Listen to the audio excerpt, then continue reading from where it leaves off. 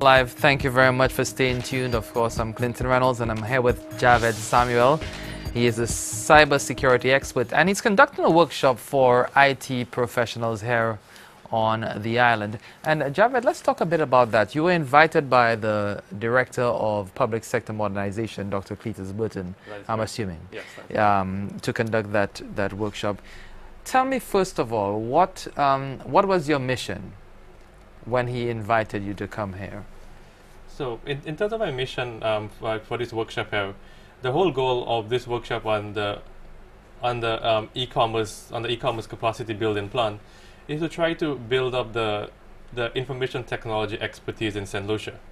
So the goal of this program and the workshop is just one component of it, is to help St. Lucia be able to have more higher value services.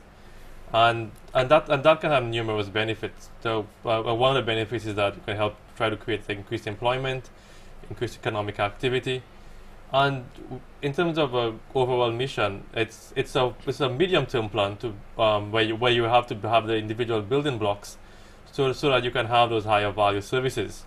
We in St. Lucia may not realize some of the advantages that we do have in terms of moving up the food chain or moving up to higher value services in the technology industry. So I'll just go over some of the advantages and then as to why we want to do why I've started to be involved in something of that nature, and what the benefit is and some of the advantages are. St. Lucia is an English-speaking country, and the majority of major technology companies are also English-speaking. So that's a huge benefit. We have a Western education model. We have the British education system. Again, while it might not be the American model, it's understandable enough that our education system is similar enough so that folks can actually relate to it. And another big advantage is our favorable time zone difference. That's not one that folks might think about offhand, but that's actually a pretty big advantage in that we in St. Lucia, in the Caribbean in general, are in a unique position where we are close enough in time zone difference to the east coast of the US, the west coast of the US, or Europe, where we can actually communicate with folks at those companies within our normal working day and within their normal working day. And during my time during my work experience, I've worked with some offshore teams, and one of the challenges was always time zone communication, so time zone differences, where if you're working with folks from India or China, basically it means that I need to stay up late or they need to stay up late. And that slows down development, it slows down the entire process. So we in the Caribbean, if we can manage to get our infrastructure up and running, and it seems that we have our systems in place, we might be able to attract more such businesses over to the island, or over to the region in general. And we need to invest into it, because as a large technology company will not be prepared to want to invest in building the resources. They would want to come in and be able to set up something relatively quickly. They don't have the time to come in and build something for 2-3 years. So what we need to do as an island, as a region, is to develop those resources and make ourselves an attractive target, and make ourselves an attractive destination. How attractive are we right now, in your mind? In my mind, I don't think we've done a great job of selling it, and we haven't really shown that we can actually do that type of work. We are further down on the food chain, so we may have stuff like call centers and other businesses. What we want to do is move up. So we want to have quality assurance done in St. Lucia, maybe development done in St. Lucia. And we want to move up. That's the higher value operations. So our goal should be to move up. And I'm not saying that we only need to work for a larger company. Our ultimate goal is that we should be able to create our own things ourselves. So there is no reason why we can't create it ourselves, especially in something like the mobile apps world. We don't necessarily have to wait for a large company to come over and say, can you build something for me? We can build things ourselves and those can be sold across the entire globe. But we need to start somewhere, and that's part of what the entire e-commerce e-commerce plan is. And my role for this week, during the time I'm here for the week in St. Lucia, is to facilitate this cybersecurity workshop. Now, in terms of your impressions, you have been meeting with a lot of IT professionals on the island, and what are your impressions of the level that these experts are, and also what needs to be improved as far as their understanding of what IT really is, you know, the technology of it, you know, the understanding that it's not about, you know, servicing hardware. It's not about, you know, the mouses and the keyboards and pulling wires and stuff. Yeah, and as Peter pointed out, like, it's been great to interact with the participants. I've really enjoyed the discussions with them. I've learned a lot about what applies in the St. Lucia context, since that is something I may not have had a lot of information about. So it's good to actually hear what really goes on. And in terms of the background and the audience, they have appreciated the material that we've been able to discuss. Some of the comments say that it's helped. Whilst like some of them may have read about some of those particular attacks or some of those issues, and it's been good to be able to put more context or give examples of stuff that I've seen or stuff that I've read about, and just give greater context. And I think that would help a number of them, a lot of them, in as they in their everyday, in their day-to-day job, their day-to-day activities, in trying to ensure that their sites and systems that they are responsible for are secure. Now, in terms of the challenges that you have been able to identify in your short time there dealing with those professionals, what are some of the major obstacles that you see to us moving up the food chain, as you put it, and, you know, targeting quality assurance and development in the technology world? Okay, so some of the challenges that I can see are that while we may have a number of businesses, number of government departments have moved over to having some services online, currently a lot of those services don't conduct transactions of monetary value, or they're more informational. And some of the systems are built in such a manner that if we were to add on monetary transactions, or transactions that become a better target, they may be vulnerable. So that's some of the things that I've been trying to get some of the folks responsible for it. So as you develop more and more features, you want to try to ensure that you do them securely the first time. So some of the features, for example, if the discussion of online tax filing, currently you can't file your taxes online. So you can get the form from the IRD websites and fill it out. Obviously, if you do have online tax filing, it makes it a lot simpler, especially with the introduction of VAT. So now you can do your quarterly VAT taxes much quicker. So it makes sense from a business perspective why you'd want to move those services across.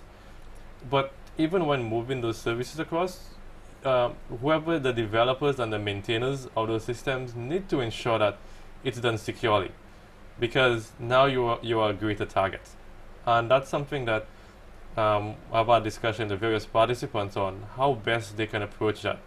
And some of the information I've presented and discussed gives them types of vulnerabilities to look at. And we've done a number of the common web vulnerabilities and been able to put greater context for them.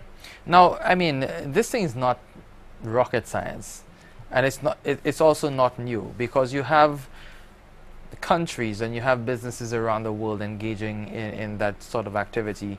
Why is it that in St. Lucia, where you have people who have gone out to study, who have acquired certain knowledge, who have certain skills and expertise, and are back here, why is it so difficult for us to develop systems that would improve the way that we transact business, improve the way that we live our lives?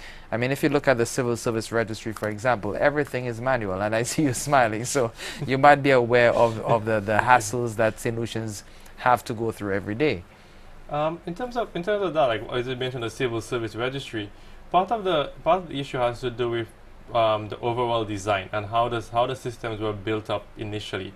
And a lot of challenges are in trying to retrofit solutions. So for the civil service, for example, it may have been designed to support a paper model when you would go there and actually just get your paper birth certificate and everything was in a cabinet. While it's true that you have moved some of the information over to a database and so on, a lot of processes still revolve around the old workflow. And what we need to do is to try to design it. While we may not be able to design it from the ground up, we need to try to design it such that we have processes that are more efficient, and such that it doesn't take months to get a birth certificate. There is, we have 170,000 people in St. Lucia. Really, it shouldn't take that long to go look up the records and in order to do so, and that should be our goals. What I want to try to get across even to the participants is that you shouldn't, just because it was done that way, and even going to your feedback about folks that may have studied and done other things, is that what I would try to endeavor, or what I try to advise people to aspire to, is that even if it was done one way before, if you know that way is insecure and inefficient, your goal should be how can you improve it? What can you do to make it better? I'm not saying it will be instant, and in some cases your hands would be tied. You will not be able to do so, but you should at least try, and who knows, maybe if enough people ask, you will actually get traction and get it going. But if you just accept that that's how it's meant to be, then that's how it will remain. Now, I mean, in terms of advising on how we can expedite the process, because you being brought in by the government, that would give you some leverage and would give you an ability to have things sped up. What sort of solutions can you provide, or have you thought along those lines, being here for the last few days? So in terms of solutions myself, just as I said, just been here for 1 week to conduct this workshop. Right. So I'm just here and then I return to California. So in terms of solutions, I've given advice on how you can go about securing the systems, and also like what are some of the things that could be on your roadmap. And going forward, things that could be done is the government or the businesses is to just basically map out what they want to achieve. So you have to, if you know that if your goal is that you need to have e-tax filing within a year or 2 years, you have your roadmap, and you try to ensure you build a reasonably secure system within that time frame, and you do all the various tasks. In terms of, again, as you have more and more higher value services being moved over to the online world, that becomes very important that you do it right the first time. Another point I wanted to add from Clinton's point earlier is that while it might seem that I'm sort of criticizing at times, it's not necessarily true that in the developed world things are done correctly all the time. You have a lot of badly designed systems in the developed world as well. An example could be that when mobile apps started, most of the large banking sites had very insecure mobile apps, and it's not the sense that they necessarily do it correctly themselves. So even in my current role at ISEC, I've seen a number of really poorly designed systems, and at times you would wonder, how did that even get past production and get into production?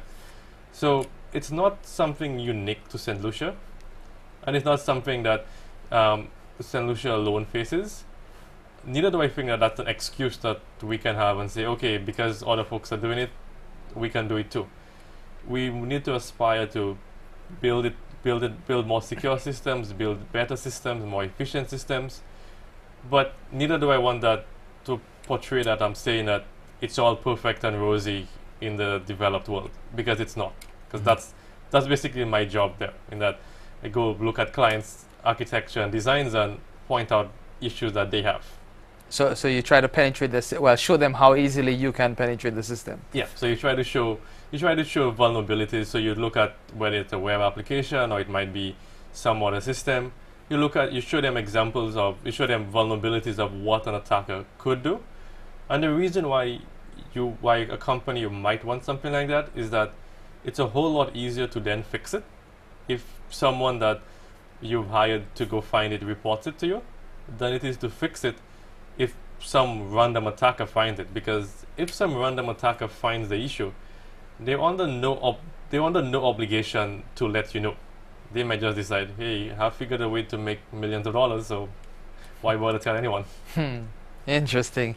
I'm speaking here with Javed Samuel. He's a cybersecurity expert, St. Lucian, and he's here conducting a workshop with experts, local experts. We'll take a break. When we come back, we'll take your calls and continue our discussion with Javed. Stay with us.